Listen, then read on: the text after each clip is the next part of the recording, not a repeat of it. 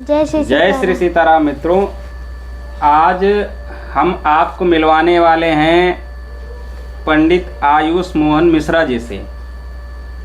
ये जो है आज आपको कुछ ऐसा सुनाएंगे कि आपको भी सुनना चाहिए कि आज एक छोटे से बच्चे द्वारा हम आपको ऐसी स्तुति, ऐसा मंत्र आपको सुनवाएंगे जिसका आप पर एक गहरा प्रभाव पड़ेगा और आप उसको सुनने मात्र से ही आप अपने जीवन में एक सुखद आनंद का अनुभव करेंगे। आज का समय देखा जाता है कि बच्चे, उनमें ना तो सहनशीलता रह गई है, ना तो गंभीरता रह गई है। समस्या क्या है कि बच्चे अपने धर्म से अलग होते चले जा रहे हैं।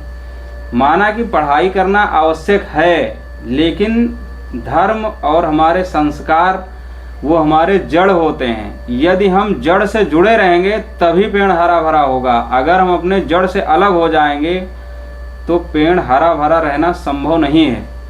इसलिए आज के समय में अपने बच्चों को पढ़ाई लिखाई अनिवार्य है, लेकिन उसके साथ साथ अपने धर्म की, अपने सनातन धर्म के संस्कार की, इसकी शिक्षा देना भी उतना ही अनिवार्य है जितना प्रतिदिन भोजन करना अनिवार्य है। यदि भोजन के बिना आप नहीं रह सकते हो तो वैसे ही अपने धर्म, अपने संस्कार और अपने सनातन के लिए आपको ये होना चाहिए कि हम इसके बिना नहीं रह सकते हैं।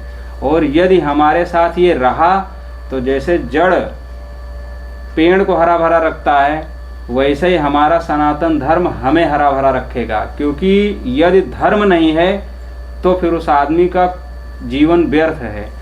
तो आज आयुष मोहन मिश्रा जी आपको भगवान शिव जी की, जिसको कहा जाता है कि आशुतोष, मतलब बहुत कम पूजा पाठ में प्रसन्न होने वाले जो भगवान शिव जी हैं, उनकी एक ऐसी स्तुति, दिव्य स्तुति ये आयुष मोहन मिश्रा जी आपको सुनाएंगे कि जिसको पढ़ने से या सुनने से भगवान शिव जी की कृपा प्राप्त होती है। घर में दरिद्रता दूर हो जाती है, कष्ट दूर हो जाते हैं, अशांति दूर हो जाती है। तो आयुष मोहन मिश्रा जी आपको सुनाने वाले हैं, शुरू करो। नमामि शमीशान निर्वाण रूपम विभुं व्यापकं ब्रह्म वेदा स्वरूपम निजं निर्गुणं निर्विकल्पं निरीहं चिदाकाशमाकाश वासं भजेऽहं निराकारमोङ्कार मूलं तुरीयं गिराज्ञानगोतीत मीशं गिरीशं करालं महाकाल कालं कृपालं गुणागार संसार पारं नतोऽहं तुषाराद्रिशङ्काश गौरं गम्भीरं मनोभूतकोटि प्रभाश्री शरीरं स्फुरन्मौलिकल्लोलिनी चारुगङ्गा लसद्बालबालेन्दु कण्ठे भुजङ्गा चलत्कुण्डलं भ्रू सुनेत्रं विशालं प्रसन्नाननं नीलकण्ठं दयालं मृगाधीशचर्मां वरं मुण्डमालं प्रियं शङ्करं सर्वनाथं भजामि प्रचण्डं प्रकृष्टं प्रगल्भं परेशम् अखण्डं अजं भानु कोटिप्रकाशं त्रयः शूलनिर्मूलनं शूलपाणिं भजेऽहं भवानी पतिं भावगम्यं कलातीत कल्याण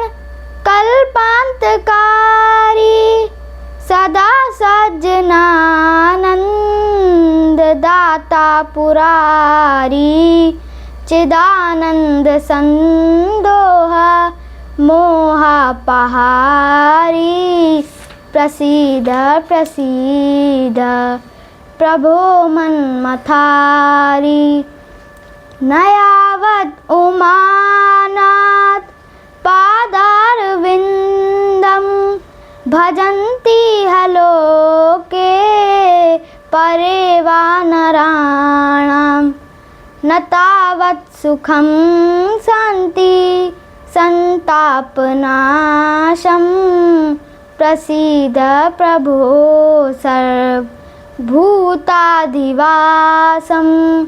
न जानामि योगं जपं नैव्यपूजा न तोऽहं सदा सर्वदा सम्भुतुभ्यं जराजन्म दुःखोक्तातप्यमानं प्रभो पाहि आपन् नमामि शम्भो रुद्राष्टकमिदं प्रयुक्तं विपरेण हरतोषये ये पठन्ति नरा भक्त्या तेषां शम्भो प्रसीदति। जय श्री सीताराम। मित्रों, यह जो श्लोक इन्होंने पढ़ा है, आजकल हम बच्चों को देखते हैं कि वो एक साधारण सा गायत्री मंत्र अगर उनसे सुनाने के लिए कह दिया जाता है उसमें 50 बार अटकते हैं वो, और कोई गाना सुनाने के लिए कह दिया जाए तो बड़ी जल्दी सुना देते हैं। लेकिन इन्होंने इतना बड़ा मंत्र, वो कोई साधारण मंत्र नहीं है, भगवान शिव जी का बड़ा दिव्य मंत्र है, और उसको इन्होंने आपको साफ सुथरे एकदम शुद्ध उच्चारण में आपको सुनाया है। इसमें जो बाद में जो 2 लाइन श्लोक की है उसमें कहा गया है, भगवान रुद्र की स्तुति का यह अष्टक उन शंकर जी की तुष्टि प्रसन्नता के लिए ब्राह्मण द्वारा गाया गया है। जो मनुष्य इसे भक्ति पूर्वक पढ़ते हैं उन पर भगवान शंभु प्रसन्न होते हैं। इसे यदि आप पढ़ पाते हैं तो पढ़ें, नहीं सुन लेना भी आपके लिए अत्यंत कल्याणकारी होगा। आप अपने बच्चों को संस्कारों से जोड़ के रखें, क्योंकि आजकल हम बच्चे देखते हैं छोटी छोटी बात पर इतने क्रोधित हो जाते हैं कि मरने मारने तक को उतारू हो जाते हैं। इसलिए बच्चों के अंदर बुद्धि के साथ साथ विवेक का होना बहुत ज़रूरी है। और विवेक कहाँ से मिलता है? बिनु सत्संग विवेक न होई, राम कृपा बिनु सुलभ न सोई।